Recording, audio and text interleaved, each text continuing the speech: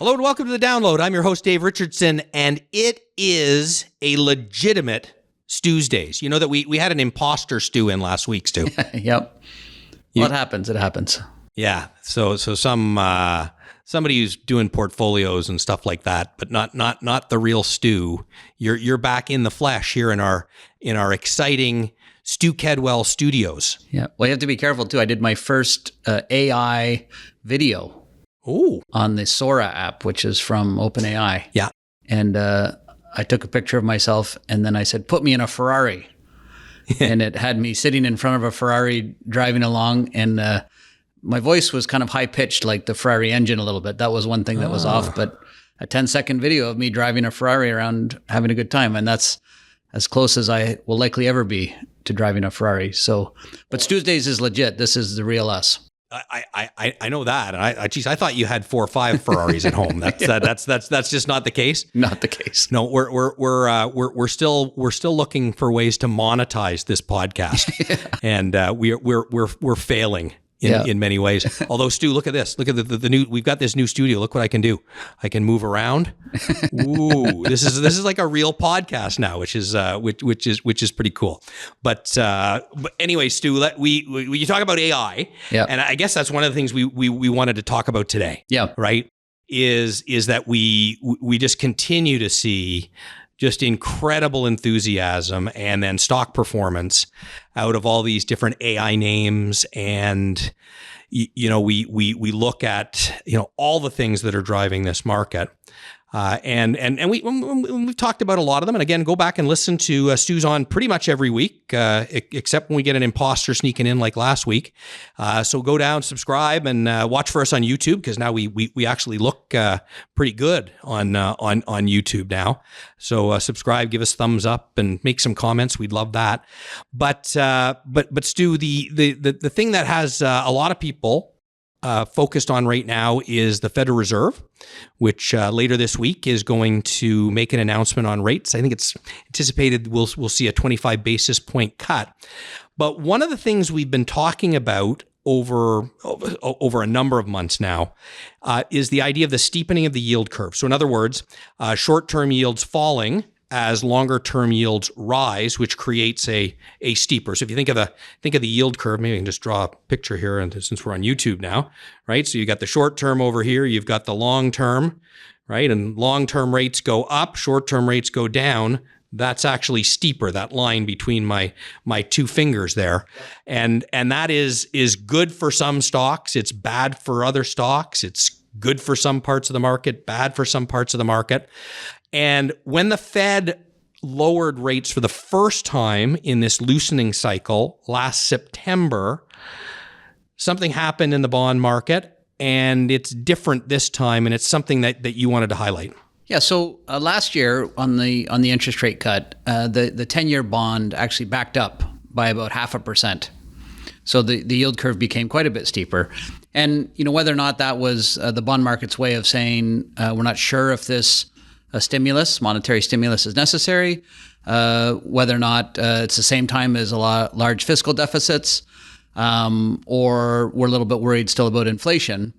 That was, a bit more of a hawkish response to an interest rate loosening. This time around, we had an easing in September, and the 10-year bond has dropped by about 10 basis points, which, again, it could be due to the reverse of any of those 3 factors, that the inflation looks a bit more benign than some concerns. Maybe fiscal deficits won't be, quite as large. Maybe the economy is, people are a little bit more worried about the economy slowing. So they think that, the central bank lowering interest rates is a pretty good idea. But, that's a meaningfully different reaction to an interest rate cut a year ago versus what we saw this year. And we expect to see another interest rate cut from the Fed and the Bank of Canada, for that matter, coming up. The other thing that's happened is the slope of the yield curve, and you did the kind of the fancy robotic dance. 2 things on that is, so we were joking before. My daughter's taking physics at university, and the only help when it comes to physics that I am is the first and second derivative. And the first derivative is the rate of change, and the second derivative is the rate of change of the rate of change. And, the slope of the yield curve is still healthy when we compare it to last year, but it's about the same as it was 3 or 6 months ago, maybe even just a little bit lower. So the rate of change is starting to slow. And that's something that, again, is sending a bit of a signal. It could be any one of those three variables we just discussed, but that's something noteworthy. It has been, the slope of the yield curve has been positive for financial stocks. So we just have to, think through that. And that has been, anytime you get into a period of a lot of market volatility, you're always looking for one of these things isn't like the other. Like the last time we were here, these 10 things were here. This time, only 8 of them are with us. So you tend to pay attention to like a divergence. And this is one thing that is a little bit different than, some of the past times we've been in this environment. Yeah, I must have missed that in physics. I got kicked out. I was my physics teacher was trying to connect 2 wires, and I was sitting in the front row of the class, and I was going like zzz, zzz, zzz, zzz, every time he pulled them together, and he just he lost his mind and kicked me out of class for the year. So I'm glad I'm finally learning some physics, and who knew I was going to learn it on this podcast. But we've got what I was saying to you when you were talking about this in terms of the rate of change is the way I was thinking about it, and I was even talking to some advisors about this, so I'm glad you're correcting me here. But I was thinking about it like last year, again, as you say, if I think of the short term and the long term, so we lower the short term, the extreme end of the short term, which is the Fed reducing rates or the Bank of Canada reducing rates, and that's a bunch of people getting into a room together and hammering out ideas around what's going on in the economy, looking at this data and that data, and then deciding what they're going to do with rates. So they lower the rates. And then last year, as you said, the longer term, the 10 and 30 years kind of spiked up when they made that initial cut in rates. And so that gives you, again, that steepening of the curve.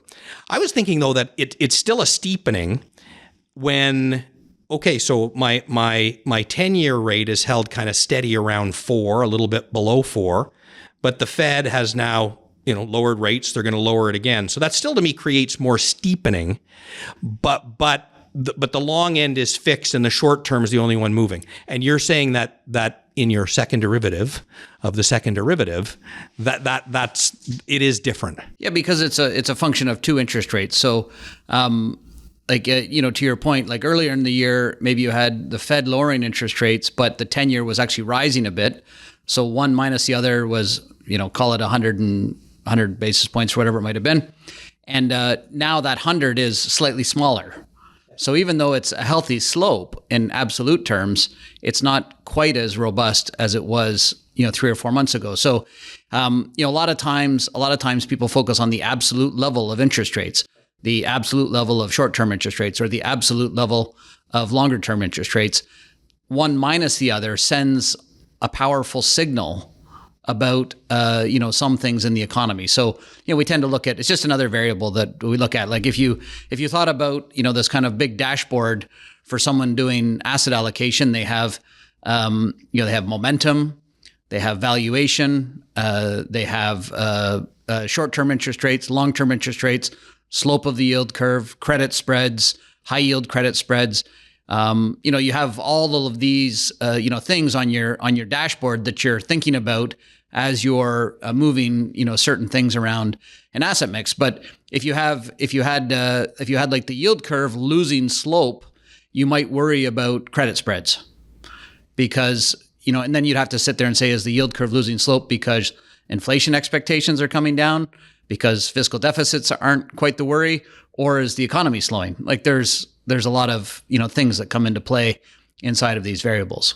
Yeah, and then if the Fed or Bank of Canada is cutting rates, again, at the very short end of the yield curve, then and you're seeing that spike up in the long end, that kind of sends a message to them about how much space they have to lower rates. And the fact that this time when the Fed cut last month, it held steady, that gives them more room to cut rates. That's right. And we're expecting still some fairly significant cuts between now and the end of next year. Yeah, like at least probably 2 out of the Fed and at least 1 out of the Bank of Canada. And then we'll see as we get into next year. There has been, more volatility on the trade file. we get into next year, and that's where today we're negotiating. When we get into next year, the rubber kind of hits the road on, will Congress call for a review of the CUMSA or USMCA, whatever you want to call it. You start to hit some of the deadlines for a more official review early into next year. So, we'll just see how that kind of plays out. Yeah, I think I think it's all dependent on whether the Jays beat the Dodgers. That's probably the bet that Trump and Carney have. That's not true, as I think you probably know. But I think what's really interesting is as we've had this government shutdown, which I'm glad we've had you and Eric on talking about the government shutdown in terms of. Yeah, it has some effects, but it's not long term, and people kind of look through it. It's the politicians going back and forth, and they'll ultimately come to a resolution, whatever it might be, and it's largely not going to have an effect. And you're really seeing that. The effect that it's had, though, is that we're not getting a lot of numbers, and now all of a sudden, because ADP, for example, I believe has gone in and retooled the way they do their jobs report in the absence of the Bureau of Labor Statistics in the U.S. producing a jobs report. So they've got this new jobs report. So that's giving us a signal. We had to get the CPI out this month so that they could get the COLA rates for pension, cost of living adjustment rates for pensions, Canada, US. So you needed that CPI to figure out the longer term inflation to set up, what raises you're going to give next year in pensions and other government programs. And so we're starting to see that data trickling out along with the combination of lots of earnings reports. And then this week is where a lot of the big tech companies come out with their earnings. I think it's 5 of the Mag 7 are out this week. And the numbers are kind of mixed. The earnings are kind of mixed. Is there anything you're seeing in terms of the market reaction? Because in general, the market just seems to be chugging higher. Despite any of the news, but is there some nuance to what you're seeing as you dig in deeper to the numbers? Yeah, it's a great point. There is definitely more nuance. The market has narrowed again a little bit. So one of the statistics that a technician that we really like puts out is the percentage of stocks making like a 20-day high or a 50-day high. So when the market makes a new high, you want that measure to be making a high with it. That's kind of a signal of a lot of participation, and that has not happened, this time around.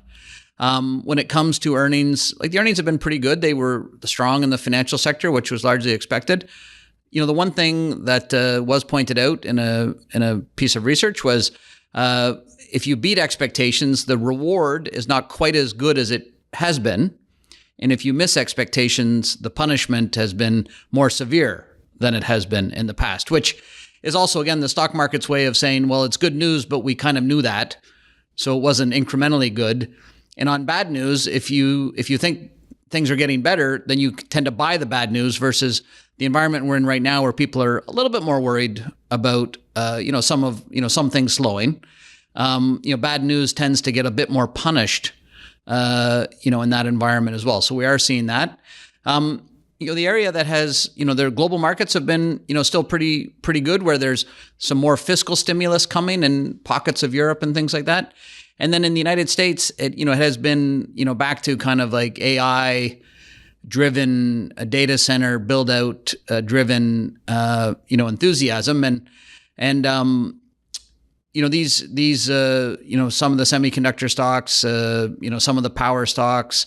This morning we got a very large announcement of, like an $80 billion agreement between Brookfield and Cameco and the U.S. government around, more nuclear power in the coming years. I think like the math is something like 80 billion buys you like eight pieces of equipment, like 8 generators, and each one is like a gigawatt. So I think the math is like the United States has around 100 gigawatts of power. So this is a lot of power, 8 or 9 gigawatts, if it all gets built out. And we've seen a lot of announcements around building out power in the last little while. So, again, like what we as investors right now in the, kind of enthusiastic period, good news is just good news, more good news. This is, fantastic. And that can go on for a while. Eventually, people will want to see the business that forms around all this spending. And that will take some time, but eventually that will come, and we'll see how that fits with the valuations, because we're seeing some pockets of valuation, like price to sales measures and things like this, that you really haven't seen in some time. Like when you get up into the double digits, the teens, in some cases almost 20 times sales, that's incorporating a fair amount of good news. Yeah, I think we talked about this in reverse when we were talking about Canada earlier this year on one of the episodes. Well, actually, I think it was our kickoff episode for Canada this year. And you talked about on the other end the bad news. Yeah. So when it's still bad news, but it's not as bad as the previous set of bad news, and then the next set of bad news is still bad, but it's not as bad as the previous two. It's kind of, you're on the good side of that. I think the analogy I was drawing is setting expectations for my wife when I'm going to get home, when I'm out, and and saying, well, okay, I think I'm going to probably be home at 10, but I'm going to tell her 9:30, and then I show up at 9:25, and she's really excited. Or sorry, at 10:30, and then I show up at 10:25, and she's excited, even though I wanted to set it up as 10. Well, then I show up at 10:20 the next time, and 10:15 the next time, and now she's thinking to herself, well, no, next time he's going to be home at 10:10, right? And but I show up at 10:15, which is still well above my 10:30 expectation, but she's kind of disappointed because she wanted me to do even better. And you kind of get to that with the earnings on some of these companies where it's just set up to be perfect. And if it's not, or even better than perfect, it's just like sometimes it just gets to a point where it's just not good enough. And that's what you're saying. You see that through this earnings cycle where you're still being rewarded for the beats, you're being punished for the failure, but you're being rewarded for the beats. But you actually get to a point in the cycle where even the beats aren't good enough beats to keep the stock price where it is, and you still see the pullback. So it's good that we're not there, but you're seeing some parts of the market that are really stretched in ways you haven't in a long time. Yeah, there's some, I would say, like some shifting under the sand, or the sand is shifting a bit under your footing, just ever so slightly. And then, so then I think the other thing that happens is, if you start to worry, if the economy becomes a bit of a discussion point for the average stock, the AI related companies, they don't really seem to be affected by the here and now economy because it's a number of years into the future. So that's where, the money tends to gravitate, towards that, during periods like this. And, we'll see how far that goes. It's not about being skeptical of, the power of artificial intelligence. It's not that at all. Eventually there's a scale where it's the good news against the valuation that you pay. And that's the harder part, as we get at it, and I start to use both hands, it reminds, I watch my kids with this 6-7 thing, it's like 6-7 is where we're at. So, that's something that we have to always take into consideration. Just speaking of AI and a couple of different stories that struck me as fairly interesting this week. I guess there was a report out of the U.S. that suggested that the payoff or the return on investment on AI was going to be significantly lower than most people expect at the company level. And then you look across, and Amazon is announcing one of the largest corporate layoffs in at least in this cycle anyways, but one of the larger ones in history in terms of the size of and number of people that they employ. AI, are you getting a sense as you're looking at the reports, the quarterly reports that are coming out right now, the earnings reports? Are you starting to get a sense of the impact that AI is going to have? Is it going to have the impact that people are expecting? Is it going to end up being different than we might have expected, or are we still way too early to see that? Well, we're seeing some, some companies put numbers around. I think the most obvious one is, some of the efficiency gains. And I think those are quite believable, and people are establishing targets and then, showing sight lines to some of those being better. New revenue opportunities, maybe are a little bit slower, to immediately visualize, but investors are still, I think at this juncture, mostly anyways, kind of giving the benefit of the doubt to the arrival of a business plan. So, we've seen the emergence of maybe new social media networks, new search engines with AI included, new business models, new agents that are being formed. There's a lot of things where, people can kind of see the potential, and it's just a little bit far enough on the horizon that there doesn't need to be numbers associated with it today. But 12 months from now, if we haven't seen those numbers, that'll be a bit of a different story. And that's where I mean, like, every investor has to kind of weigh, the price they pay versus what eventually needs to come out, to justify, some of the valuations we're seeing. So Stuart, the as you've often said, the long nose of the market is sniffing out a long way out in front, a year from now.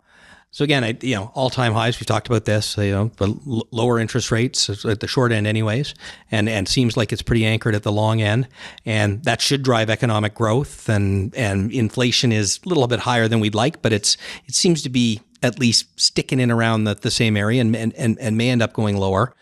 We still have to find out about the tariffs, but when stocks start to look into 2027 and 2028, what are you worried about what they might be seeing now? Well, it depends on the market, for sure. When it comes to the U.S. stock market, it is going to be highly dependent on some of these AI economics presenting themselves into 2027. I think the earnings estimates for next year are a tad over 300, around $300. Call it for the S&P 500, and the early 27 estimates are up 9-ish%, maybe 9-10% up to around 330. That's above trend growth after above trend growth. So you're definitely going to need, the artificial intelligence benefits to kick into gear to get you there. Then the second thing you worry about is when you get movements in unemployment, which, we're, as you say, we're flying a little bit in the dark, but even, surveys that come from Indeed and some things, some of these kind of data services, suggest that unemployment is softening a little bit, and you wouldn't want to see that go too far. And that's why we're seeing some, movement on interest rates. So those are two things, to really think about in the United States. In Canada, the stock market has different components.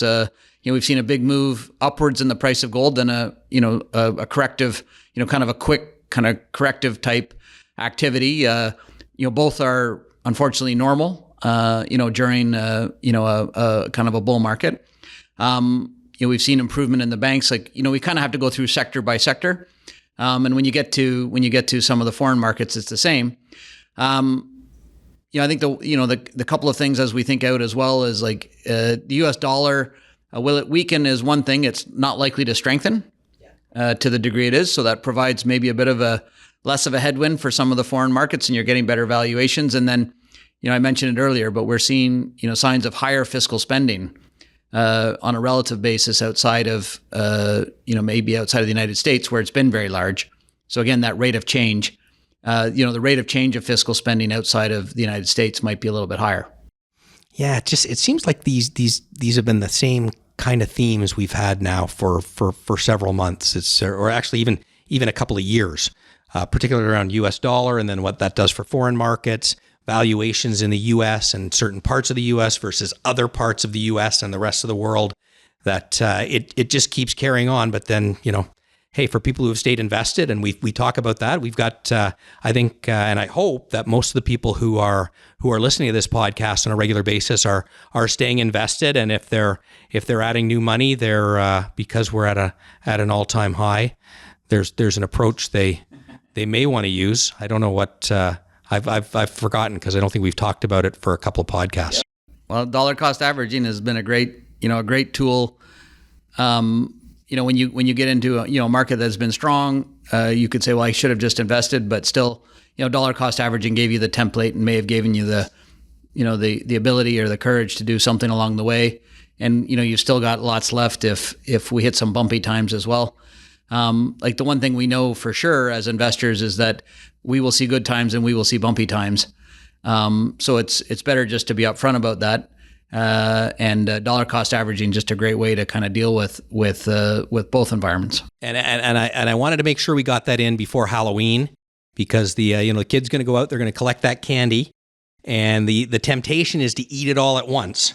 But a dollar cost averaging approach to Halloween, and this is a way that you can teach your kids about investing using the candy. And the other thing, make sure you've got the right level of risk, right? You want to make sure that candy is safe, and then dollar cost average the consumption, and it's going to be a better experience for everyone. And I like it when my kids would dollar cost averaging instead of binge eat their Halloween candy, because that meant there was more around for dad when they were collecting when they went out and did a good job collecting candy. What's going to be for kids stopping by the Kedwell mansion this Halloween? What we are put you the giving decorations out on the weekend. We like to we got lights and ghosts and all sorts of things. So it's always great to see the kids. Clean windows, no leaves, good candy, and a nice nice decorations. That's what you find at the Kedwell house. And great advice is what you get on Stu's Days, when we have Stu Kedwell, the head of global equities at RBC Global Asset Management. Stu, great to catch up with you, and we'll see you next week. Great. Thanks, Dave. This recording has been provided by RBC Global Asset Management, Inc. for informational purposes only, and is not intended to be investment or financial advice. You should consult your own legal, accounting, tax, investment, or financial planning advisors before engaging in any transactions.